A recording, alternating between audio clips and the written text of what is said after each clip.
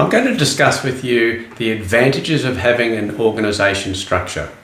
So firstly, as an individual, there's only so much you can do on your own. So if you want to grow your business, if you want to scale your business, if you want to expand your business, then you do need a team of people on your side or working in the same direction.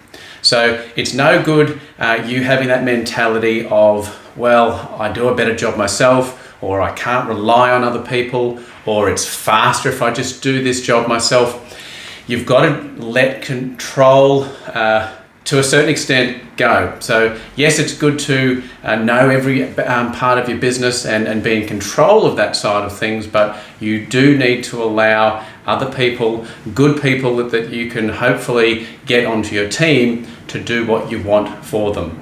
So that's important to find out the very important functions of your business that you need to improve on. So if you know what the functions are, so firstly, front desk, you need a great front desk team to help with the clients walking through the door. You also need a fantastic therapy team. So it's no good having a great front desk team, but if the therapists aren't doing their role, then obviously it's going to fall through. Other aspects of the business that you can start looking at to develop are people in a role of marketing or human resources, recruiting, business development. It's all up to you as far as what areas of your business you feel that you need to help and get assistance with to continue growing. And why is that important? Well, I sort of briefly mentioned it before, is that if you want to scale or grow, there's only so much you can do as an individual. So if you want more time off, or you want to spend time on the weekend with the kids, or you only want to work so many hours in the week, then you need to plan accordingly so that you've got the people around you to continue to grow the business with or without you, depending on what your goals are. It's important to know how these new roles will be measured. So if you haven't got KPIs in your business, then you do need to look at that. Now, it's important to, when it comes to KPIs, is not so much be looking at purely the numbers or the stats. What you've got to try and do is improve on the behavior metrics, which will then improve on the results and the numbers. So there's a whole lot of information on that that's very important when you're delegating or considering the KPIs for a particular role. You need to work out who that person should be reporting to. It should ideally only be one person. We don't want to have that confusion or somebody working one person against the next. It's always good to just have that one person. And it's also very good to have a very descriptive job task or a job description so that everybody knows exactly what they are supposed to do, who they're supposed to be reporting to. It's all on paper so that everyone knows exactly what the process is.